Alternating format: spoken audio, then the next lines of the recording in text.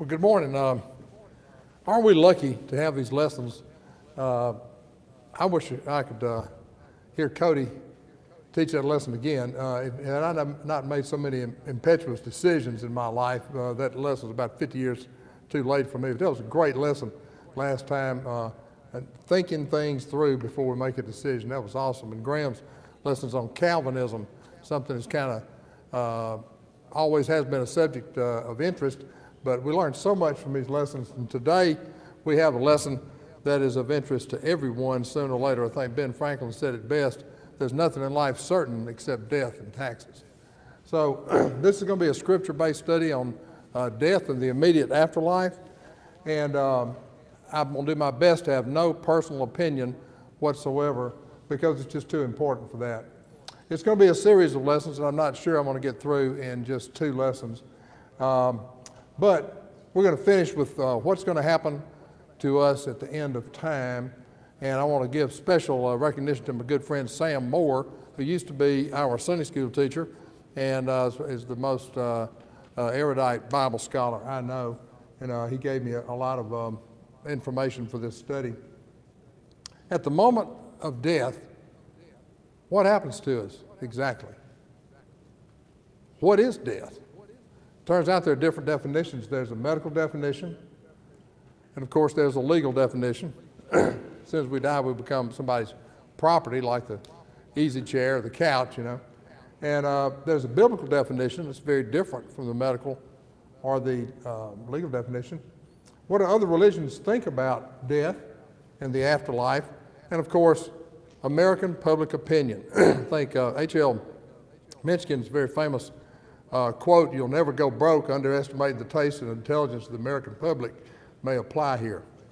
A statistically significantly higher percentage of Americans believe in an afterlife now than did in 1971, and also a statistically significantly increased number of Americans do not believe in God at all. Kind of a strange dichotomy. And there's a subset of people who don't believe in God but do believe in the afterlife and trust things to their own opinion. So there are lots of people out there with a loss to explain what their belief about the afterlife holds. We trust the Bible, especially in the Baptist church. We don't have a lot of church traditions that teach us about that. Baptists go straight to the Bible, the scriptures. After all, in 2 Timothy 3:16, it teaches us that the scriptures are divinely inspired and they are for our self-examination and repeated testing. So we're going to do that. And we're going to begin today with Matt talking to us about the Sadducees. What do the Sadducees believe about the afterlife? And who were the Sadducees? Did you notice Jesus is talking to the Pharisees and the scribes and the Sadducees? Who were these people? Let's stop and just think about that. The scribes replicated the Bible, and they stayed at the temple and replicated Bibles. And then the Pharisees, after about 167 BC, were the guys that had kind of ran the temple schools. And they came up with all these rules, like 15,000 or so. Gamaliel was the most famous of the Pharisees who taught Paul. And they came up with the concept of a temple school. But the Sadducees are the guys that actually ran the temple.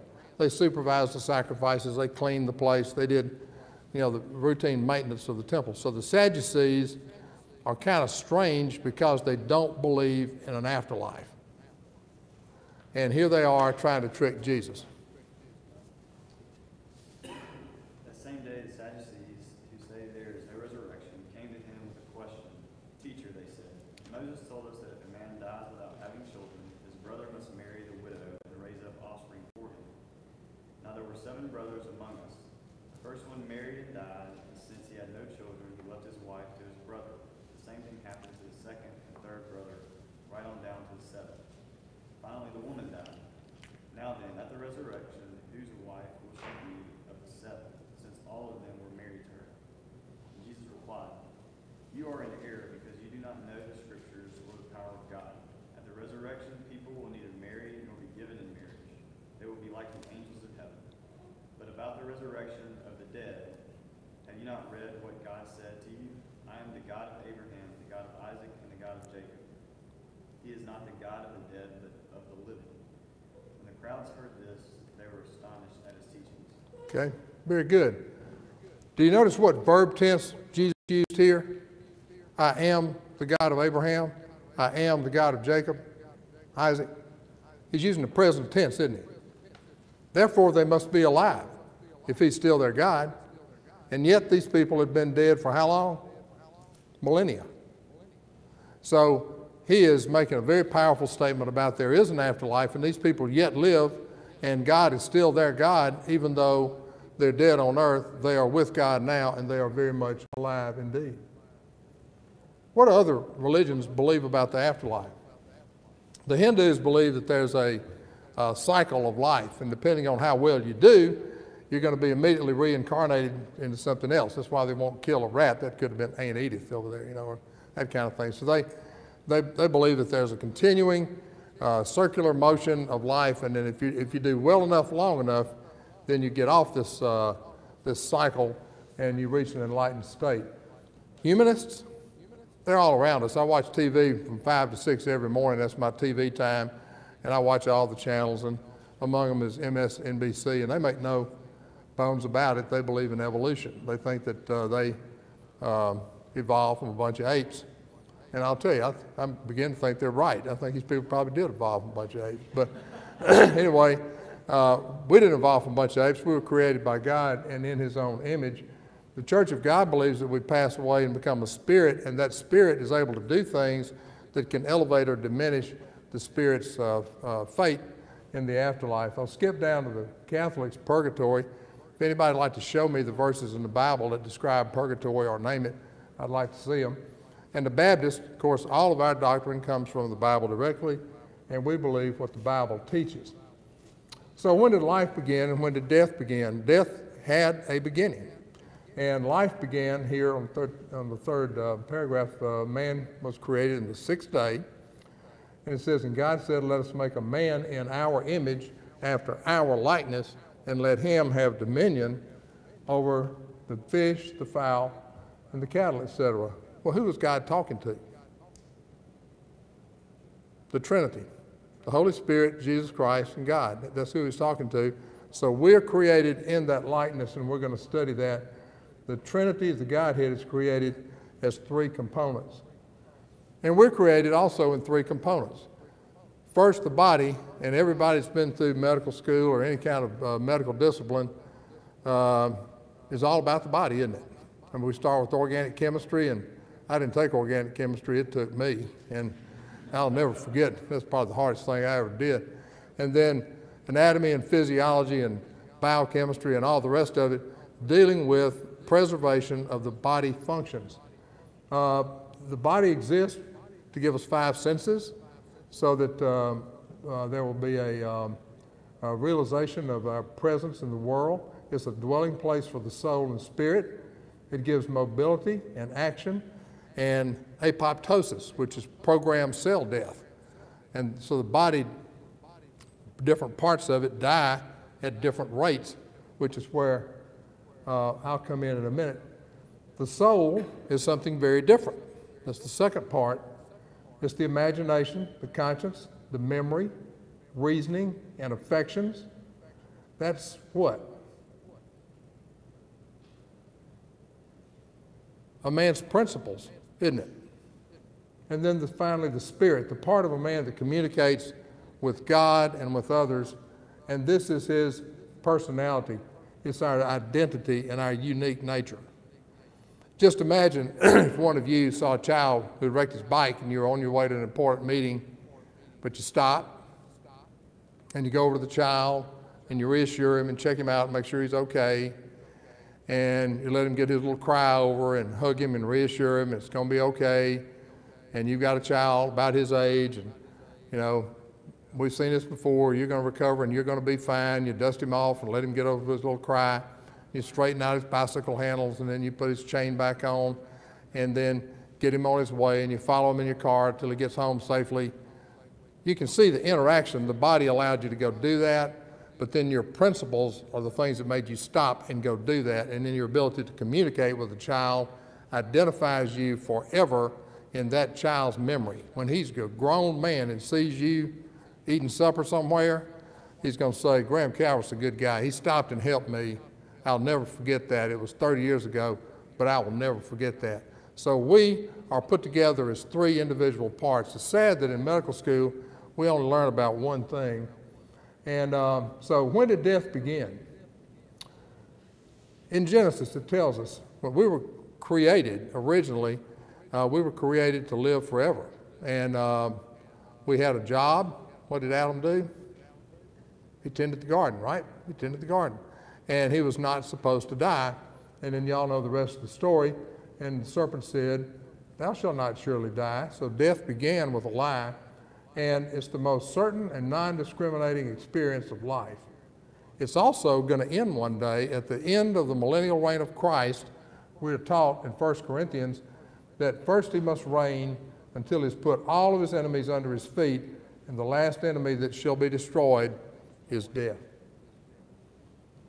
The medical definition of death. You know, that's changed since I was in medical school. When I was in medical school, a flatline EKG was death. Lack of circulation, that's it. We'd give them about 10 minutes and sign the death certificate. That was it. That's all changed. The Uniform Death Act of 1981 is now the law of the land in all 50 states, and you got to have basically no evidence of EEG activity in the brain whatsoever. Current U.S. life expectancy is about 79 years. Can life be extended by God? If he decides, there's a verse, there's appointed a time to be born and appointed a time for man to die. Can God change his mind? Apparently so. If you read about King Hezekiah here in 2 Kings, you read that God told Isaiah to go to Hezekiah after all that Hezekiah had done resisting the Assyrian armies of Sennacherib, and he said, it's time for you to die. Prepare your house and get ready to die. And so Hezekiah laid down and turned his face to the wall, and he prayed and he cried out to God, I have more to do. Can you help me? Can you extend my life? And as Isaiah was walking away, God came again to Isaiah and said, stop, turn around, and go back and tell him I want to give him another 15 years. And so he did. Also, there's the study of the daughter of Jairus, whose life was extended. And that would get down to me, this, when we get to apoptosis and programmed death, our body dies at certain rates. I mean, your brain runs on lots of oxygen and a lot of glucose, and as soon as either one of those are shut off, then your brain dies right away, so like in 10 minutes. And then other tissues die much, much slower. If you put ice bags on a closed eyelid, you can harvest an eye or a cornea for several hours later, and it will do just fine. The endothelial cells are still living. They got enough oxygen and enough glucose to fare well, and we use them, I transplant them every single week. So when we get through with our earthly body and the spirit and the soul are departed, what use do we have for our body? So Christians have always been organ donors, but not Hindus and certainly not Buddhists. They don't believe in that. So there are no organ donor banks in, say, Vietnam or something. Leading causes of death in 2000. I thought I'd throw that up there because it's kind of interesting to me. I've lived through these times, and let's just take a look at them. I don't think there are any surprises here except one at the end. Heart disease, cancer, all the usual suspect. Pneumonia, in medicine we call that the old man's friend, don't we? It takes a lot of old men out. Stroke, accidents, Alzheimer's, diabetes, kidney failure. What's missing? What do all the doctors in here have to take a 5-hour course every 2 years? Right, prescription opioid overdose, which is not even on the list in 2000. And today, in 2017, it is more than accidents and cancer combined in the age group 20 to 50. It came out of nowhere. So what is death? In the biblical definition of death, death is separation. It's separation of the spirit from God. There's a second death where the people who don't believe will be separated forever from God. In Revelation, believers can be dead to sin, separated from God because of their sin, even though they are believers. And of course, marriages are dissolved by death, and we're separated by death. And then there's the physical death that we're going to look at in just a second. So what is the biblical definition of death? That's the one we're really interested in, isn't it? What is the biblical definition of death? At what instant do you die? It's when your spirit and soul cleave from the body. That instant is death. And that is very consistent in the Old and New Testament. That is the instant of death, and that's what we're going to look at. What happens? What's the experience like? Are we alone? Are we reunited with our loved ones? And are we in the presence of the Lord? And should we dread death? I want to tell you a little story. And I hate preacher stories, but I hope y'all will pardon this one. But on May the 4th, 2000, they called me from St. Catharines and said, Dr. Asher, something happened to your mother, and you need to come now. So left the office and went up to see Mom, and she had some neurological event. She was resting comfortably with her eyes closed and could not move, but she was very clear of mind, and she could talk. And so I had all day long with my mother to hold her hand and talk, and we talked about all those experiences back, when she met my father and, her early childhood and friends and this, that, and other. And then something strange changed that afternoon. She said, Mama, I see you. Francis, I see you. She started talking to these people who were gone on and were in the afterlife. And you could tell, it's like listening to somebody talking on the phone. You can't hear the other side, but you can tell what the conversation is. And she was talking to them. It's interesting that she didn't mention any of her living siblings, but she talked and she talked to these people. And when she finally died, it was very clear that she was a lot more interested in being there than here. An amazing experience that the Lord allowed my mother and my children and me to have. So what is the biblical definition of death? Here it is. Then shall the dust return to the earth, and the spirit shall return to God who gave it. The soul and the spirit return to God. There's no man who hath power over the spirit to retain the spirit, nor hath he in the day of death. Will we be united with those that we love, like I witnessed with my mother? Yes. Then Abraham gave up the ghost and was gathered unto his people. Same sentence. Ishmael gave up the ghost and died and was gathered unto his people. Isaac gave up the ghost and was gathered unto his people. Jacob yielded up the ghost and was gathered into his people. Jesus dies on the cross, and what does he say? Father, into thy hands I commend my spirit, and with that he gave up his spirit. So yes, we are united with our loved ones immediately at the point of death. Are we reunited with God? Yes. Can the spirit be restored to the body after death? Yes, there are a couple of instances of that. Y'all remember the story of Elisha?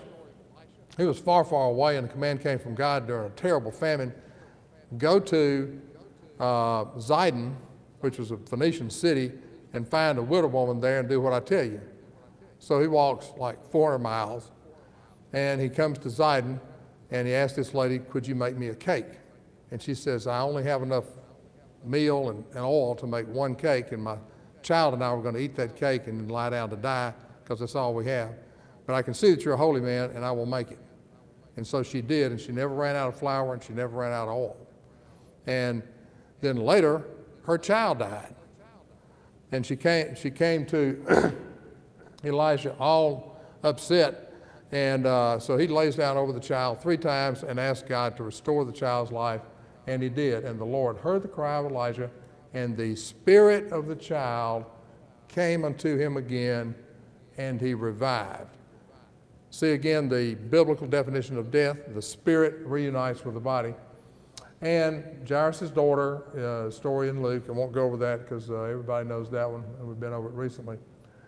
All right, do we come immediately into the presence of God? Yes. 2 Corinthians, Paul makes it very clear. Therefore, we are always confident, knowing when we're at home in the body, we are absent from the Lord, But to be absent from the body is to be present with the Lord. So at the instant of death, we are immediately united with God and our loved ones. So, you know, as you get older and you got more and more friends on the other side than here, have y'all experienced that in your discourse with people? There are a number of people who are looking forward to being there more than they are another day of being here. So as the body without the spirit is dead, so faith without works is dead also. Interesting corollary. Next week, what are we going to do in the afterlife? We all going to take harp lessons? If so, forever is not long enough to teach me to play a harp, I don't think. But we're going to look at what we're going to be doing in the afterlife and how long will it last? And will it be pleasant? The concepts and location of heaven and hell. You know, there's a preacher I understand here in Jackson who preaches that there is no hell. Really? Okay, well, we're going to look at not only hell, but the architecture of hell. We're going to look at hell's got architecture. The judgments are going to be interesting. Everybody understand the judgments, that if the sheep and goat judgment, the great white judgment, all that. We're going to look at that. And are we going to judge anybody in the afterlife? Yes, we will. So get ready to judge, because we will be judging some folks in the afterlife. And something that's a frequent discussion at my house, will animals be there, especially dogs or cats? So are there animals in heaven? And maybe that's come up at your house too. And we're going to look at some facts about that. I certainly want my animals there, don't y'all? Yep, we sure do. So anyway, we're going to look at that. And I think Steve Dighton's going to be with us next week. So everybody get around and speak to him. Any questions or comments about today's lesson?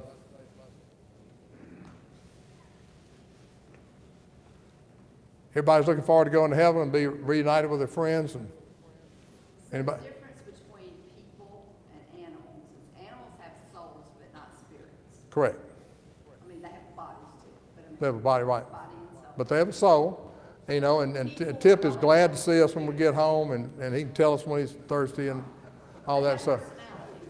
Got a personality, right. But he can't communicate. Well, he kind of can, but he can't communicate with us and God. Although you talk to him like this. Maybe.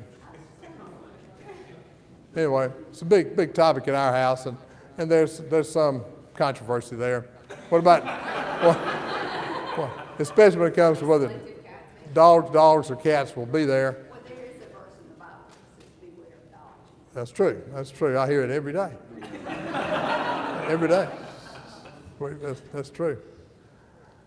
All right, Brother Musgrove, would you dismiss us with a word of prayer?